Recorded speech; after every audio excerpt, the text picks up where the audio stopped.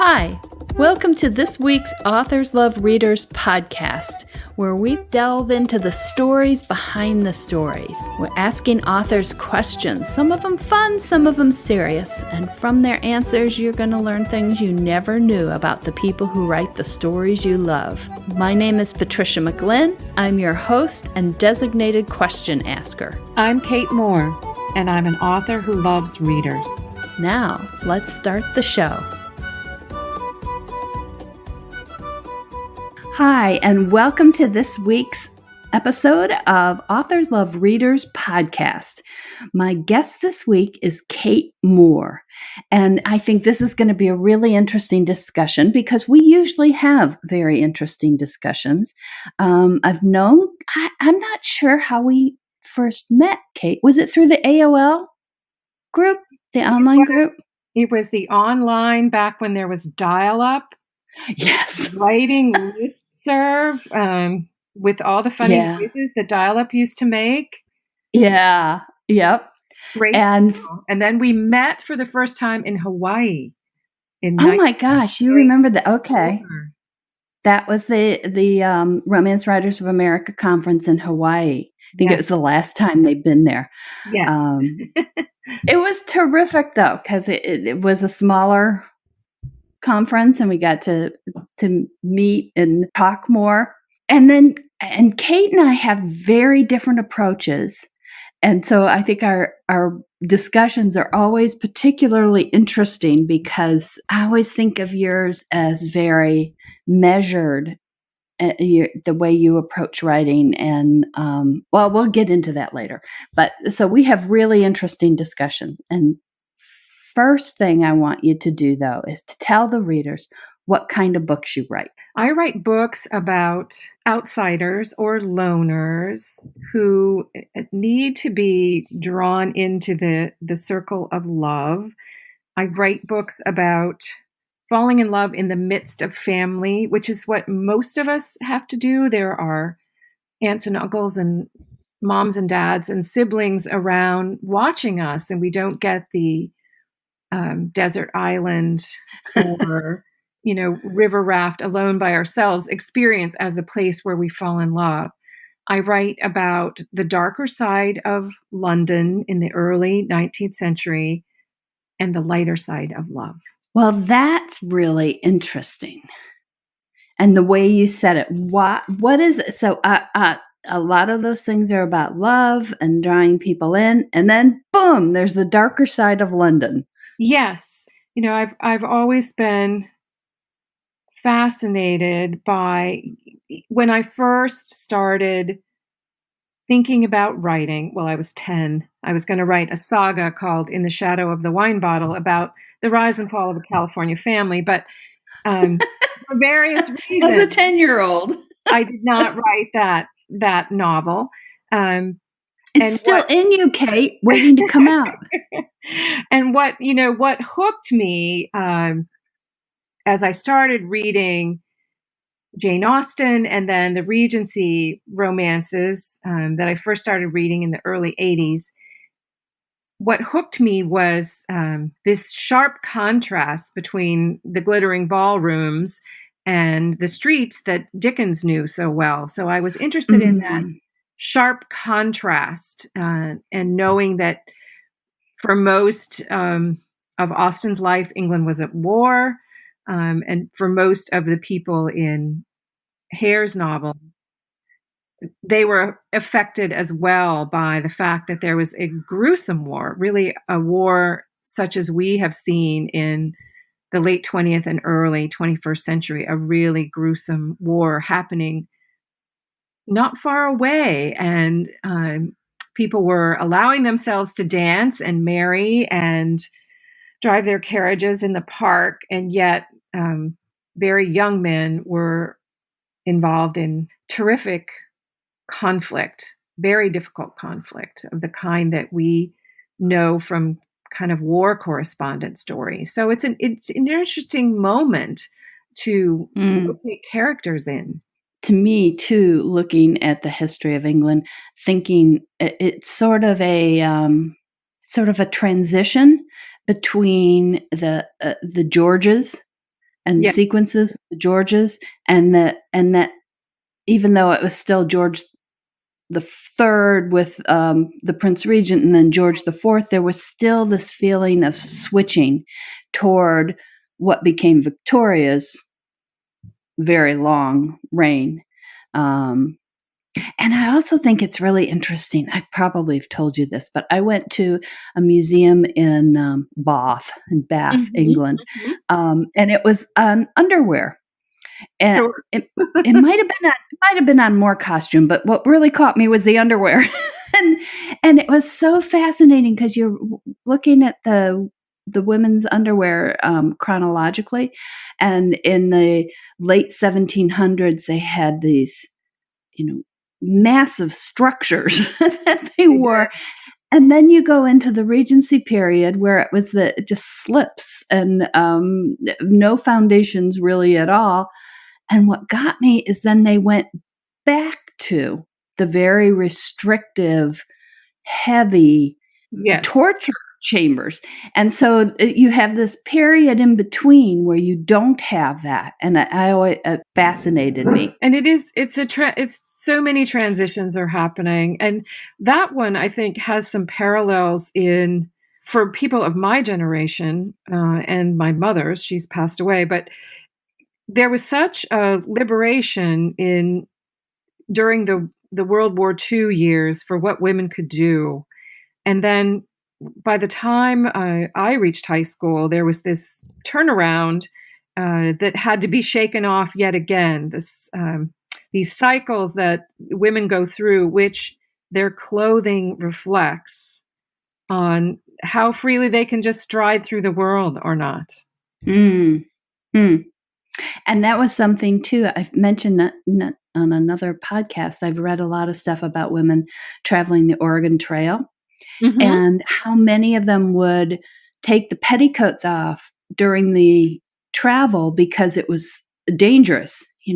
Fires and getting caught in wagon wheels and I've read statistics that more people were killed in those sort of things. Fires and accidents with the wagons than ever were in conflict with the Indians. Anyhow, women would, so they'd take that off, they'd hoist their skirts up so they could be much more active.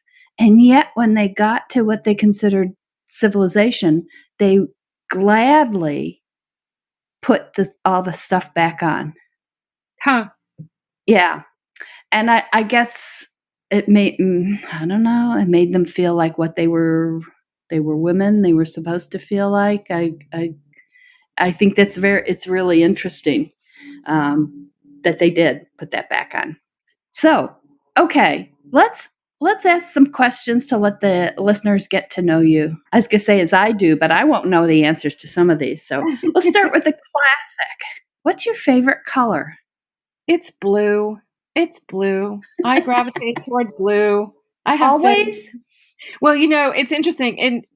For years, when we first married, everything was blue. The china, the elaborate batiqued Roman shades that I made by hand for all the windows, the bedspread, everything was blue. But not anymore. Blue is my favorite color. I'll stand by that forever. I will gravitate toward blue anytime there's a clothing rack. But my house is now very different. There's now a lot of soft green and more English things. My house has become more English the more I've written these novels.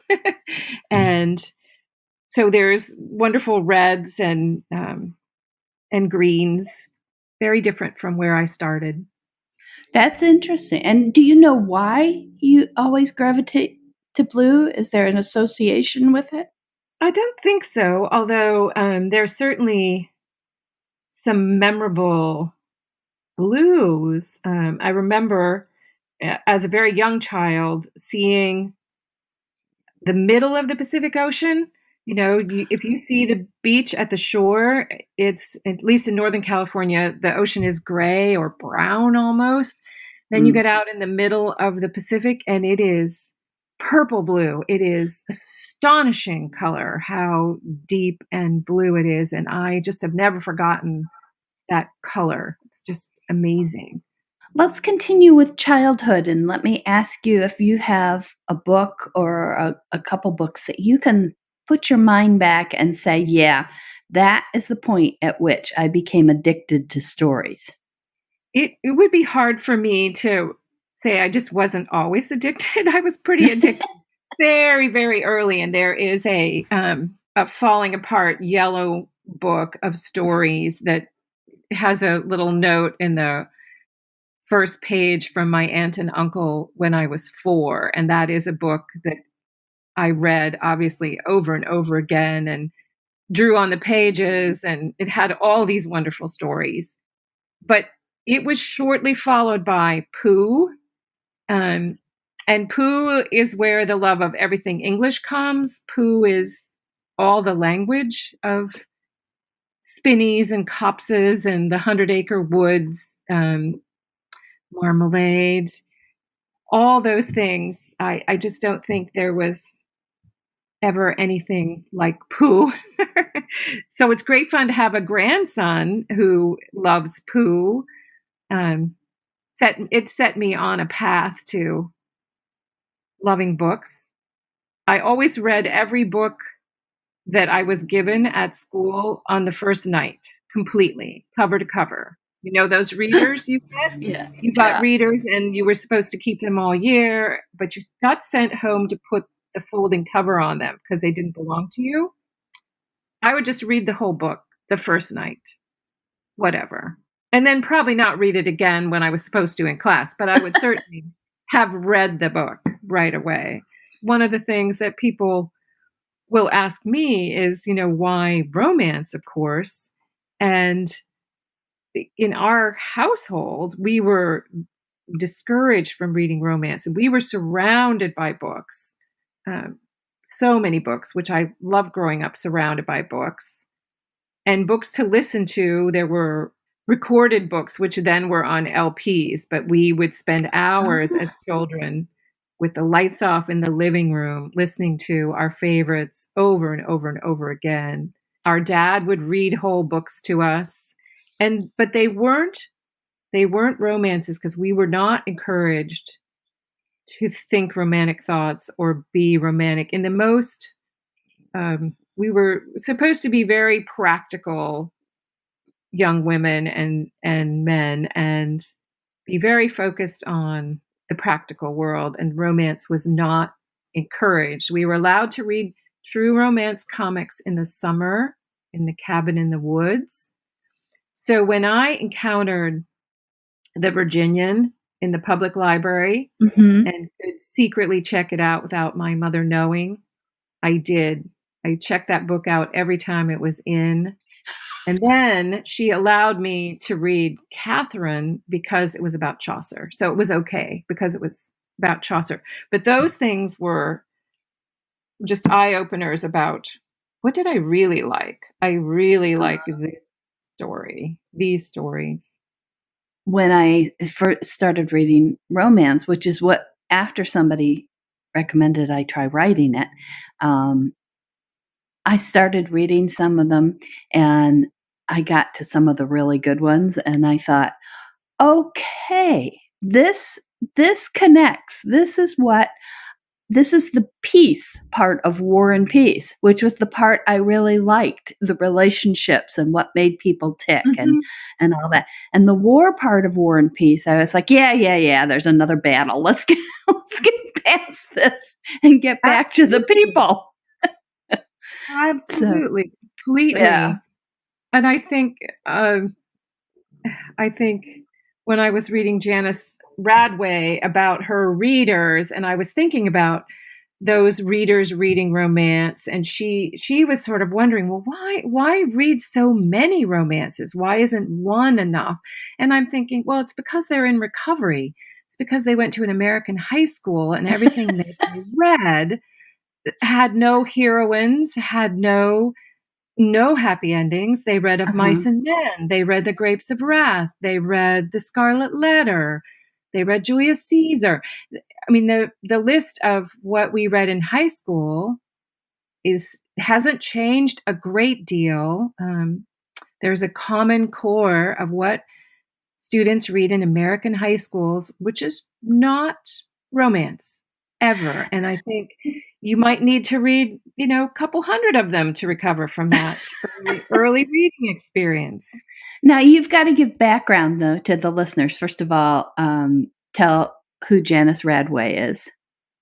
Janice Radway is an early scholar of romance, and now there's a great deal of scholarship around the reading and writing of romance. And she started it as a study of a group of readers, thinking that they were somehow not feminist and not like her, that they were subjects that she could study who were, the antithesis of her intellectual academic world. And she, it's interesting that even as she maintained that position, mainly through her book, she began to understand them better. Since then, there's just a great deal of romance scholarship. I've written one piece about the writer Jenny Cruzy with a professor from DePaul University, Eric Sellinger. And Eric Sellinger at DePaul and a man named Billy Gleason, who is the chair of I think he goes by William now. He's the chair of the English department at Princeton. They've written together a study of American romance. And it's become a serious academic study. People get their doctorates in it. There's an international organization and a journal. RWA, of course, sponsors this research, understanding that romance is important literature and understanding how it works and why we write it, why we respond to it the way that we do. And just an aside, William Gleason is a person who was my student at a boys' school in LA. And that was the other part I wanted you to get to, about why you not only have strong feelings about, but have chops about what's taught in American high schools. No, I did. I taught for 45 years in 5 different schools. Great experience. I love teaching, but I wanted to tell you about Bill Gleason because I wrote his college recommendations, and he was the first babysitter of my daughter when he was a senior in high school, and he had a young sister, and he was a great babysitter. And now he's a great department chair, and he's interested in this world of relationships that we write about, all of us write about in a great community of romance writers. Well, that's terrific and got us totally off, but I really enjoy it. And we talked about your career in teaching, and you should also say you taught for all those years. You were department head, weren't you? Yes, I was. Mm-hmm. Yeah, she says with such enthusiasm. I was, I was department head, and it was, it's interesting. I think it's interesting at this moment when we're all thinking about, sort of women and their experiences and where we are as women kind of moving forward. It's interesting because when I started teaching in independent schools, and I was very young, it was my third teaching job, but it was my third year of teaching as well. And everyone who started with me, there were only 2 women in the school because it was a boys' school. All the other young men who started quickly rose to be heads of school. But my path, being, a married woman, my path involved working around children and not being in any hurry career-wise to hit any of these marks. It just wasn't in the cards. So it was kind of accidental in the end that I got this opportunity to be a chair of a department. And it was terrific. It was a wonderful experience. And I have passed it on to a former student of mine who is the new chair in our school where we both worked. And she's terrific. So it's great fun to see her and to talk to her about doing the work of mentoring teachers and bringing teachers together to have a common view of their subject and to put the students at the center of what they're doing. That's all really good. It's people making work, just like when we're writing, we're creating people, and there you're sort of bringing people along. It's really Yeah, but good the work. ones who come out of our head are not 100% cooperative, but No, I think they're nor more cooperative. department or cooperative. That's what I'm saying. I'm saying that would be even more difficult dealing with real people. I always love, I think one of the most important insights from a book that I've ever experienced is in the book Atonement. That's Ian McEwan. And the young woman who is at the center of the first part of the book, and she makes a dreadful mistake and does a terrible thing, but she's written a play and she's thinking about it, and she's got the real people who are going to play the characters in her play, and she's realizing, oh dear, real people, and they're not going to embody my character. They're not going to bring my characters to life in the way that I imagined. And she has this thought, what if, she's thinking to herself, and she's 11, I think, and she's thinking to herself, what if everyone has this separate, rich inner life that I have? What if everyone is a complete whole person? And this is this astonishing thought that she has. But it is the ultimate lesson that we're trying to learn. What if that other person that I'm talking to or working with or imagining has a complete inner life? It's such a hard thing to actually appreciate, but it is what we're trying to do. But I'm always astonished that people don't have, I shouldn't say I'm always astonished. Maybe I've gotten past this to some point. Because when I was 10 and 11, I thought everybody had stories in their heads the way I did all the time and made them up. So for me, the revelation was the opposite, that people were not constantly making up stories in their head.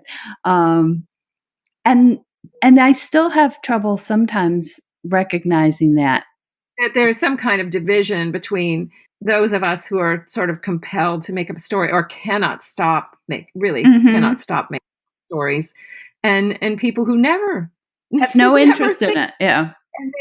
And they just look at you like you come from another planet. And many of them, bless them, are consumers of stories. Thank heavens. Because I don't know, how many readers would we have if everybody had stories in their heads all the time? You wouldn't need to outsource it. You could just provide your own. That might be true. It's interesting. I'm fairly new at being a grandparent. There are 3 little people now that our children have brought to us, and the oldest is 3, and then there's a 2-year-old, and then there's a 3-month-old. The 3-month-old isn't into stories yet. Really? Laggard. The 2-year-old, though, is narrating her life constantly. Elizabeth is swimming. Elizabeth is, she's narrating her life. And the 3-year-old is so hooked on stories, totally hooked on everything, cannot go to school without a story on in the car. We read stories all the time. It's interesting how essential the experience of story is, whether you're the consumer or the creator. It is so essential to being a person. I can't imagine not having some connection with story. Yeah. If you're a human being. Yeah. To me, especially as a kid, the reading was learning to negotiate the world and aspects of the world before you came face to face with them in real life. And I was always really encouraged to read a lot, to the point that I got books all the time for birthdays and Christmas. My dad would read them first, and sometimes he'd forget where he put them. So I'd find one of my jobs was dusting, and so I'd be dusting his desk, and I'd find this wrapped book, and I'd look at the paper, and it's April, and it's finally come up to the top of the pile and it's in Christmas paper and going, Dad, who is this supposed to go to? And he'd look at it and he'd look at it and he'd look at it and I don't know, open it. And as I'd open it and he'd go, oh yeah, that was a really good one. And I remember one of the books this happened with the Scottish chiefs. Oh gosh, who wrote that? Scott, I think. Sir Walter Scott. Yeah. So this huge big book. He said, oh yeah, those are really good. Okay, Dad. Let's see. Let me ask you about songs. Do you have songs that you can look at from both now and look back to a younger period in your life, and you felt that song really expressed you? I think songs for me very much express less me, but express moods. Definitely moods. And I, like Chuck Berry, like a great fan of Chuck Berry. I love Chuck Berry songs, and they're a mood of, to me, kind of youthful optimism. And then go figure, I really liked The Doors' Crystal Ship at one point. I must have spent more quarters on listening to Crystal Ship in the college, soda fountain. That was a ritual. I could not tell you why, but that was a powerful song. I love anything, any Beatles ever. And there's some Bob Dylan and we'll probably go hear a Bob Dylan cover band this weekend that's doing some of our favorites that's going to play locally in our little town. But, the thing that, people will ask me, well, what music do you like? And I will say, well, Christmas music. It's appalling what an extensive collection of Christmas songs, and they're not popular. You will never hear them in malls. There are Gregorian chants, medieval lays, lots of amazing guitar versions of the great song. Some incredible Mexican folk songs that our family has regarded as Christmas music forever. Christmas music is when Christmas comes, and my husband knows this, it is his job to put away all the music that he ordinarily listens to that dominates our listening. And on the day after Thanksgiving, the playlist goes up with the 400 plus songs, and there's a sequence. You have to start with instrumentals. There can be no words first, and then we don't let them go until January 6th. I don't have to let them go until Three Kings. And that is it's just musical heaven for me to have all that time in the songs and the music that I just love so dearly. Well, no, not at all. Not at all. Right. And I have a CD of Gregorian chants. I also have a CD of the Muppets Christmas Carol music. So I have a wide range. We have the Muppets and John Denver and the Muppets by themselves, and those are important. We only allow the Johnny Cash albums. That is a lesser part of the rotation, but we do. We have those too. And you could learn something from me and in continuing to play the music. My Christmas tree stays up as long as the Chicago Bears are in the playoffs. Now, the past few years, it's come down earlier, but the year that they were in the Super Bowl, it was up well into February, and it was a fire hazard because it's a real tree, and I was still watering it, but I got to so I'd only turn the lights on when they were playing in the last couple games, and I did take it down. I did take it down the day after the Super Bowl, but yes, you can't take the tree down; it might curse them. So if you can come up with a good reason like that, you can extend your Christmas Carol playing past the 6th. See? Good to know. So you've talked some about your folks. Do you have sayings that they used to say that now you have adopted and you hear coming out of your mouth, whether you're pleased or not pleased to hear that? I think it's less sayings, but I definitely know that. Well, our mother was the queen of lists, just the queen of lists, and I am such a list maker, and you know, all of us, we've inherited the cooking things that she did, and the except for the casserole, we've all let go of the casserole, which she was also adept at. And the garden, my garden is just so many things from her, and actually even from my grandmother. I have my grandmother's geraniums, Wonderful. and I love having all those things kind of orchestrated. It's less the sayings, but it's the things. It's a doorstop here that came from her house, or a quilt there, and so there's a pattern of their presence in our lives. And my dad was the great sailor, and so those things are here. I think the one thing my dad said that we have lived by is leave the campsite cleaner than you found it. So what would your students say was one of your standard sayings? Oh, my students memorized my standard sayings.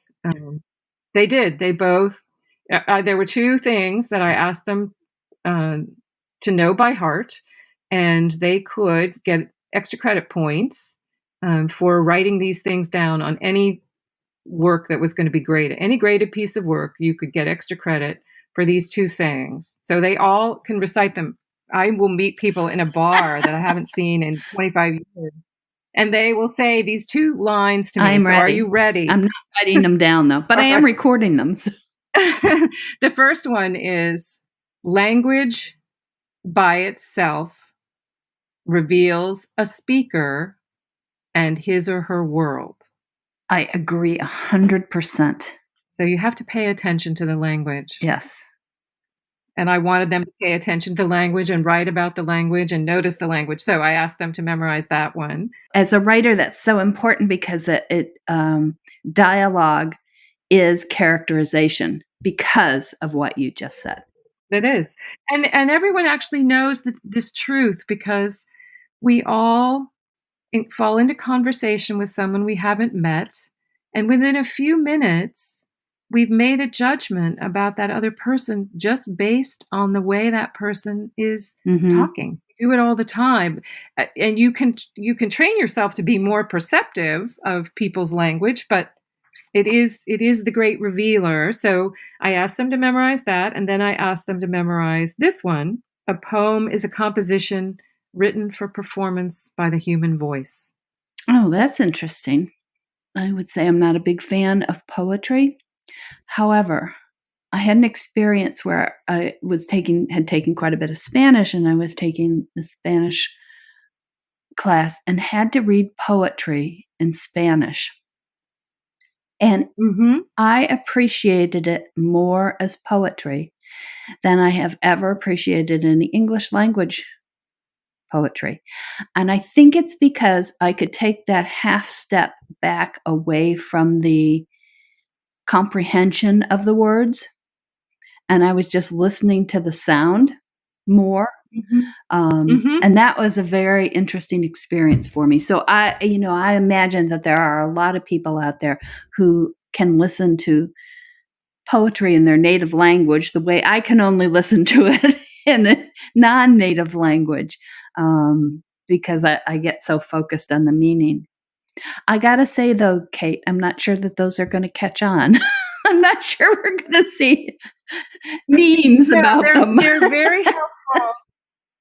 They're very helpful, to students. And I was always the big proponent of make that second effort. I always advise them to make that second effort, not be satisfied with the first, which they know that I would say that to them. I always told them to write lots of bad sentences free that inner critic and get some words down on the page. I have a couple other questions I want to ask you, but let's talk about how you write. You have this idea. Okay. Now, how do you make it a book? Some of the things that help to make it a book, and one of the appeals, I think, of writing genre fiction, which may be the appeal of writing a sonnet, is it's a form. I know people like to say it's a formula, but it's a form, and form helps you craft a good story. I'm a great believer in craftsmanship. I'm a total craft book junkie. And one of my images for creating a book is when you take your children to Disneyland and you stand at one of those appalling lines to go on a ride that takes you up and whirls you around and flings you about and brings you back, what your children want to do is do it again. and and that's because the ride is an engineered experience, and it's an engineered emotional experience. And what you're trying to do when you're writing a book is you're trying to engineer an emotional experience for your readers. So you have to go from the idea to the thrill ride in some way. You have to, think it through, imagine it fully, really start sort of crafting. You have to find a place to begin, a place to lift them up and plunge them down, all those kinds of things that you're thinking about. And the convention of the romance novel, for me, the moment that you've got this idea about this map, maybe, or a different idea I had of that came to me more like a light bulb in Reno at an RWA conference, and I had just a green piece of paper that I wrote this down on. But the idea at that time was, what if you had a courtesan in London and she had 3 sons by 3 different lords? What kind of family would that be, and what would happen to those young men? So what's next, I think, with the romance is this, particularly in the time period that I'm setting it, is there's some imperative for young women to marry, whether they want to or not, whether they've got their own ideas about life, their own sense of independence. They are confronted with this imperative to marry.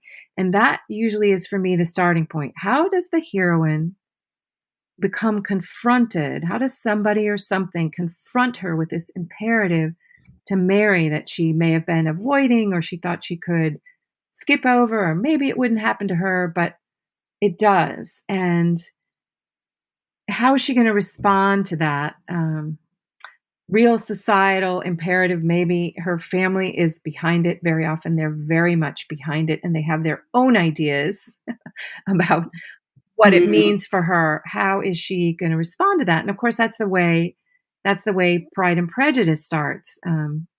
Mrs. Bennet is holding up that societal imperative to her daughters. They've been quite happily, sort of free of it for a while. It's been lurking in the background. And then, Mr. Bingley moves into the neighborhood and she lands on it like, here we go, girls, buckle your seats, as you say. And we're going to go for this now, because this is the societal imperative to marry. And we're going to squeeze you and fit you into with whatever, suitor comes along. So that, for me, is confronting the heroine with that societal imperative to marry is like the starting point.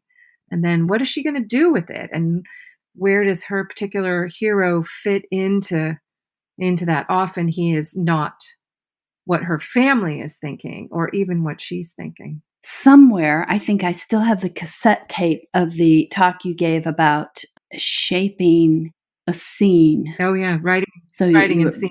Yeah. Yes. And I have this vision of kind of the different ways that we work, that if moved all of our belongings into a different house from where they were now, that you would very orderly take things out of the boxes and take one thing out of the box and go and place it whichever room it needs to be, and go and take, and work from the structure of the boxes.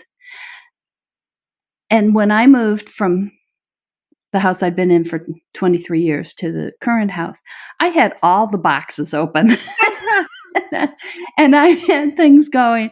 And I didn't do a room at a time. I did layers. And move things, change things. Didn't have them where I'd had them in the previous house. That didn't work. Going to move it to a different place, doing all this. So I had all this chaos. But eventually it came down to, all the boxes were out in the garage. The empty boxes were out in the garage. So you get there eventually. But is that a fair way to talk about how you do it? It certainly was my way in the beginning, I think. And in the beginning, I was just so orderly about imagining the whole story from beginning to end, solving all the problems, using, with a rubber band and 4x6 cards, one for each scene, whose point of view, how did things have to happen? And I have become more flexible in my, interesting. I have changed a great deal in my way of working, but I think I continue to rely on my sense of structure, because I think structure and intention are closely connected in what writers do. So I do want to keep that structure in mind. And a very simple structure that I find very effective is what I call the Star Wars structure, based on that very first trilogy, which is, A New Hope Arises, The Empire Strikes Back, and The Return of the Jedi. And you can write almost every scene, every chapter, and every book, just that simple, some sort of hope or forward progress arises. It gets squashed by the Empire. And then, people have to invent plan B, come together, save the day, and restore some kind of order. And I have, found myself very often thinking about that. I have certainly, you asked about beginnings, and basically, the movies have taught us two ways of beginning that are both valid, and I think I've used them both. If you can remember Cowboys and Aliens, do you remember that? That was a bad movie, but it had some existential moments to it. I'm not sure I saw the beginning of it. So the very beginning is the main character, and you only see the main character, and he's in a very specific, pickle. He's tied down in the desert, waking up, and really he doesn't even know who he is. He has no idea who he is. So, but it's really centered on him. And then the camera pans out to sort of give you an idea of his predicament. So one approach is you start very narrow with the character somewhere doing something, facing some problem or doing something in his or her life, and you broaden out to, give us the world. Or very often, the other approach that movies have taught us is you get that very wide shot. You're in New York, and then the camera's kind of narrowing down, and gradually you're following one person along the pavement and entering this world through them. And, I think both of those approaches are equally valid. I've tried them both. And, I like them both for getting started in this moment of confrontation of the heroine with the imperative to get married. So as you're writing now, do you have a structure all set out? Do you outline? No. I have just written 3 books with, no idea of where we were going. Just characters and a predicament, and, I really, it's astonishing to me that I can work this way, because I never did before. And I certainly I never taught that way. Well, I did in the beginning when I didn't know what I was doing, but mostly I knew what I was doing. So it's very different. So I may have shifted over to your canon of writing. Well, I don't partially. Partially. I'd be really surprised if he came all the way. And I'm teasing about the cheering because whatever gets it done gets it done. And then, Oh, whatever the individual's process is terrific. Well, okay, you touched on movies. I'm going to jump back to one of my getting to know you questions. I have a strange little desert island, and you're going to be stuck there. But this desert island will let you play movies. For some reason, only 3 movies. So you have to watch the same 3 movies for as long as you're on the island, and you're going to be there a long time. So which 3 movies are you going to have? okay. This may surprise you. This is going to be an odd collection of movies. Won't surprise you that there will be a Jane Austen, because Jane Austen is so important to me. I would choose Persuasion, the 1990 version of Persuasion. I could watch that Which version? many times. 1995. It's Ciarán Hinds and Amanda Rose, Yeah. and it's fabulous. I could watch it over and over and over again. Okay, the moment where they go to visit his friend at the seashore, and they're around a table at Yes, a dinner, and yes, he looks at her, right. that look. Whoa! There's Right there. there's just so much. That's just such a wonderful piece of Yeah. work. Yeah. So I would choose that. And then most people would not choose this, but I would choose Schindler's List. Schindler's List Ooh. is one of the most amazing movies ever made. The transformation of Schindler into the person he becomes, the characters around him, the mechanic, the wonderful mechanic. Um, I don't know the actor's name, but he is astonishing. There's just so many astonishing people in so Mhm. many astonishing roles, and um, such a powerful moment of heroism on the part of everyone that's good in that movie. So I love that movie, and it's brilliant filmmaking. And then one of the most amazing love stories that has every kind of love in it, beautifully expressed, is Monsoon Wedding. And I just adore Monsoon Wedding. I could Oh. watch it so many times. Um, it's just one of the best movies ever about love.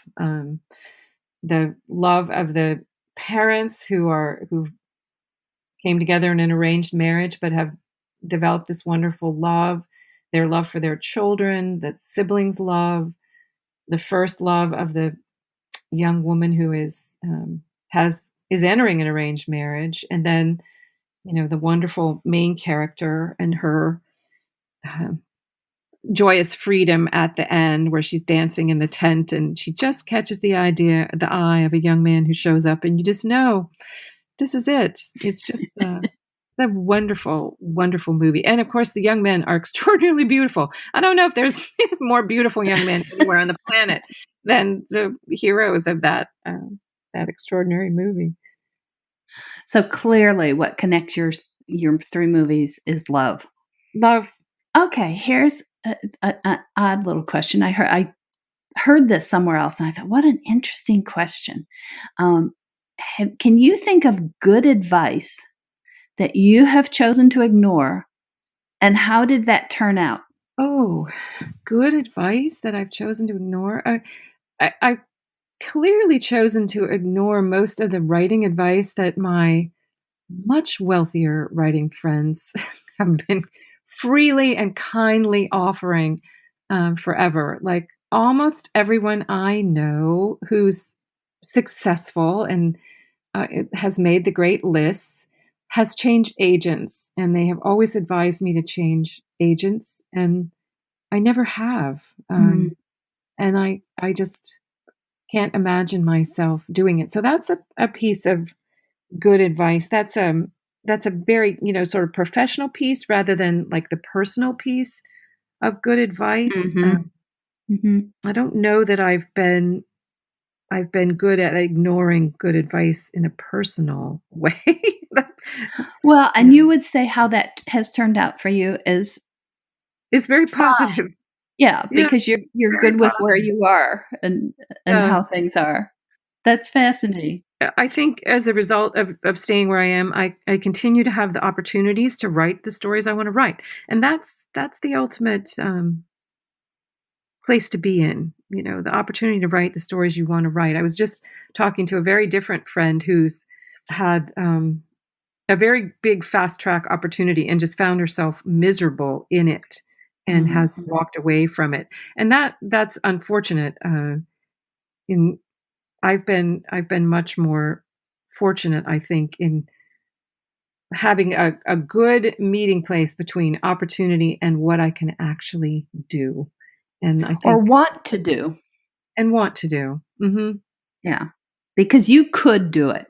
It's I have no doubt you could do whatever writing element there was. But would that make you happy? Probably not. Mm. Probably not. Okay, what sort of communications have you had from readers? What do you have any that really stand out to you? Now, I've had fewer in-person ones. This part of the world is not a particularly romance-friendly part of the world, but I've had wonderful emails and letters from people over the years. Even though I love I stayed up all night Mhm. reading your book, uh, which, I've had that and appreciate that so much. And, most recently, I've had some people who didn't know about me, who were, bloggers and reviewers, be surprised. And uh, I've enjoyed the fact that they feel like they've made a Oh, discovery to find yeah. my books. And that's been that's been a real sort of pleasure to know that I'm reaching people who are thoughtful about the books and what makes a good book. That's a very satisfying response. And certainly, I have loyal people who read everything. One friend who's read everything and it's so wonderful because she always says, and they're so well written, and she says that with such a surprise, like they shouldn't be, of course, because they're romances, but actually they are so well written. It surprises her every time that that's a possibility. A romance could be well written. So I appreciate that. Well, for your loyal readers, other than that one who's read everything, do you have any books that haven't gotten as much attention as your others that you feel maybe even your loyal readers have overlooked a little bit? There is one, and it's a book that's quite dear to my heart. It's the end of a trilogy. I did write the trilogy about the three um, illegitimate sons of the courtesan, uh, Oh. and the third book, which is called To Seduce an Angel, and and people have apparently overlooked it, thinking that there was some sort of supernatural element in the story, which there isn't. And even, my editor subsequently said, I am never using the word angel in a title ever again. Oh. It just seemed to tank the book. And mislead, and it's that misleading thing, though.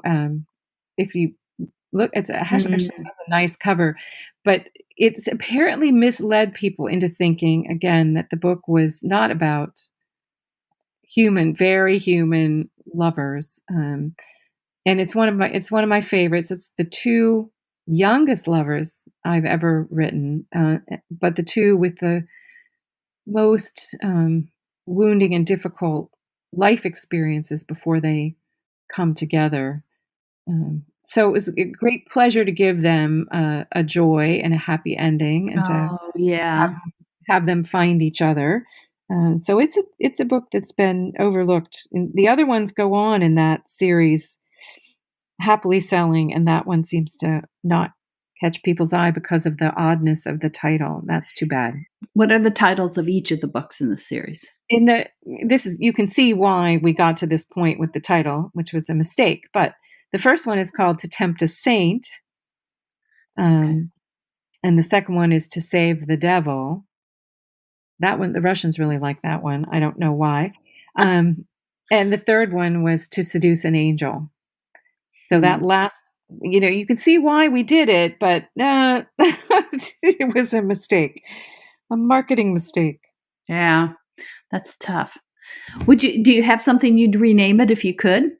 Oh, I'd have to really sit down and think about it. I think the whole, to tempt, to save, to seduce wasn't a good idea. And titles are really not my strong point. I really have trouble. And I have friends who are just great at it. They just knock out a new title and it's a funny, clever wordplay. And I am just not good at that part. I often think, that, well, the title is not meant to tell the story. That because I tend to think of blurbs I hate because I'm thinking, if I could convey the whole book in 150 to 200 words, I would not have written 70,000 to 100,000. I like blurbs. I'm pretty good at blurbs. And good. You can do my blurbs. The publisher always asks me to write, my own blurbs or to edit their blurbs. But the title thing is a kind of cleverness that just escapes me. I always admire other people with their clever wordplay titles and think, oh, why didn't that one occur to me? But it didn't. So, well, and early in my career, with the silhouette books, you didn't get to do your own titles. You didn't get to do anything. So I have a trilogy that is actually I did suggest the first two titles, and I had a suggestion for the third, which was denied. So book one is A Stranger in the Family. Book two is A Stranger to Love, which I love because it has the two meanings. Mm-hmm. And then the third book is The Rancher Meets His Match. Oh. So it's very clear. That's a trilogy, right? Which title does not match? Which that's title like the author has nothing to do with? Sesame Street thing. One of these things is not like the other. So somebody who's brand new to you, who hasn't read your books, which book would you recommend, or a couple books to start? Well, and we haven't even talked about the contemporary books that I've written. No. I would start, you could start very small with the Ring of Truth book, which is a novella called Once Upon a Ring, which is independently out there, would be a fun, but that is contemporary. If you are historically minded, you might want to start the Husband Hunter series, which starts with The Husband Hunter's Guide to London that just came out in January. Oh, fun. And is the Jane Austen with spies stories. And the second book, which comes out in July, I just feel it's interesting. I was under the gun. I was dealing with my mother's illness and passing in her house and trying to write this book and get it in on time. And they gave me a little extra time, and it just went from me to the copy editor, and the editor read it later. And I was expecting some sort of horrible reaction. And instead I got, "You're such a good writer." Oh. And I thought, okay, thank goodness we dodged the bullet there. And I think people would like that second one, which is A Lady's Guide to Passion and Property. And that comes out in July, but it will be, it will be available very soon. And I think sometimes when you write books under those circumstances, it forces you to get on with it and to shut up some of the nasty voices in your head, the editorial voices in your head, the critical voices in your head, and just plow through. And I think sometimes we're surprised when we look back and think, kind of like it's like you rode that bicycle without the training wheels because you just had to. It's that book also has Harry as the hero, and I'm going to very shortly put up a little post on how my Harry Clare, who becomes the Earl of Mountjoy, and Harry Sussex, Harry, the Duke of Sussex, how they compare, because there's a lot of similarities between the two of them in terms of age and hair color and military experience. Oh, and interesting. A lot of a couple centuries in between, but centuries in between, but a lot of similarities between the two of them. And everyone who's been rooting for the currently living Harry, I think, may also want to root for my Harry 2 centuries ago. Oh, that's terrific. So, okay, I'll give you a chance. Is there something I haven't asked you about that you'd like to talk about? Oh, well, I want to talk just a little bit about readers and reading, because it's readers on whom we depend. Without readers, we don't have this career, and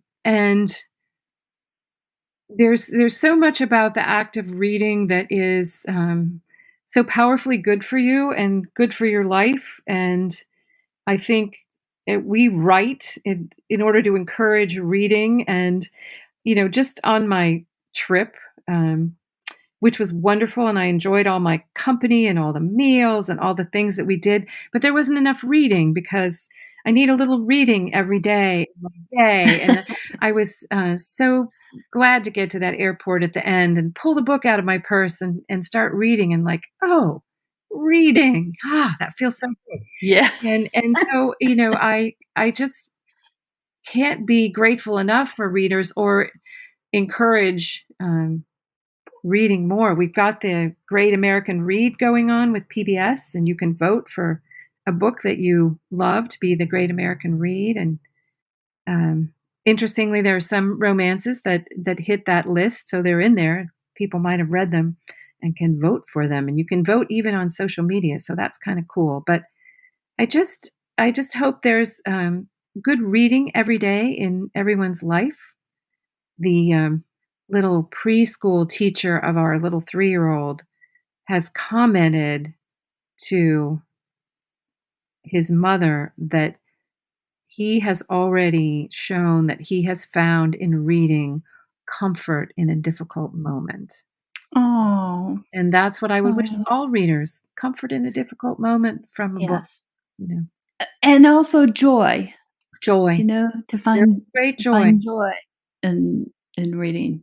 Because I definitely have. I often think about my bedroom and home growing up was upstairs, and coming down to the kitchen to my mother and saying, "Listen to this, listen to this." Yes. And Mom going, yeah, okay.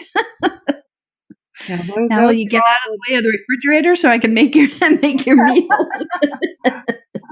Those are all the turn down pages, those wonderful moments. Yes. Okay, let's go. We'll do my very favorite part, the rapid fire either or. Okay. And I'm going to start you off with daisies or roses? Roses. Hot air balloon or train trip? Train trip. Cat or dog? Dog. Coffee or tea?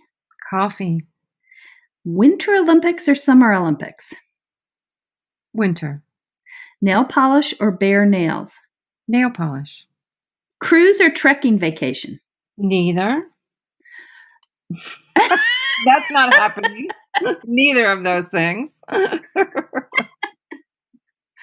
I could get you to go on a cruise. Yeah, no cruises. Well,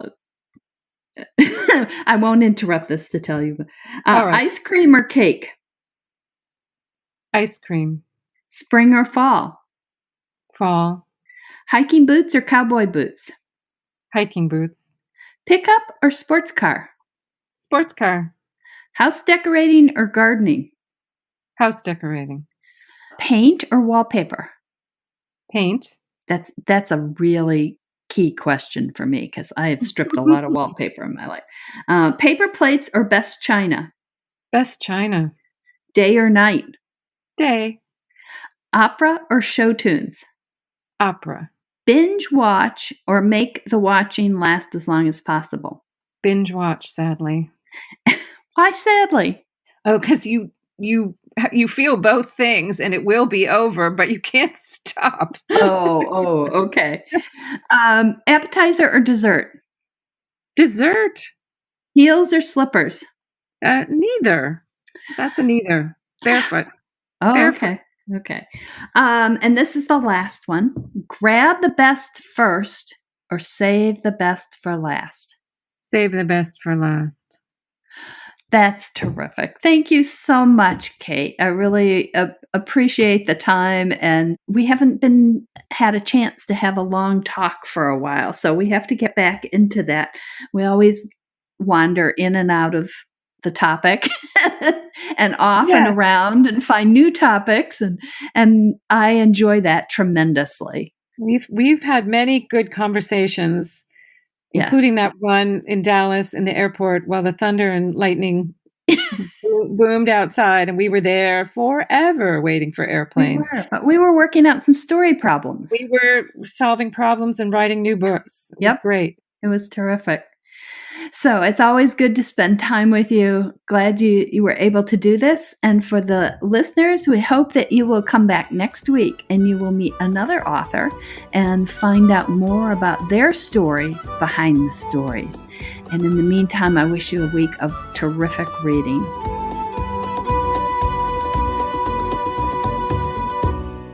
That's the show for this week. Hope you enjoyed it, and thank you for joining Authors Love Readers podcast.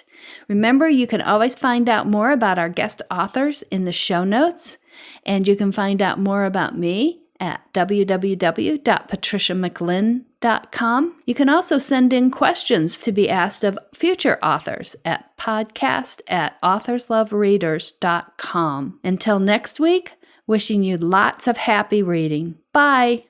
If you like this podcast, we hope you'll consider becoming a supporter through our Patreon page. With a small monthly donation as little as $1 a month, you can help with the hosting and editing costs that make the show possible. To thank our Patreon supporters, we offer them special bonuses. Find out more at authorslovereaders.com or at patreon.com/authorslovereaders. That's PATREON. We also hope you'll subscribe to this podcast and leave us a review wherever you listen to us. Both of those help more folks find the podcast. Of course, the very best way for other folks to find the podcast is for you to tell them about it. So we sure hope you will.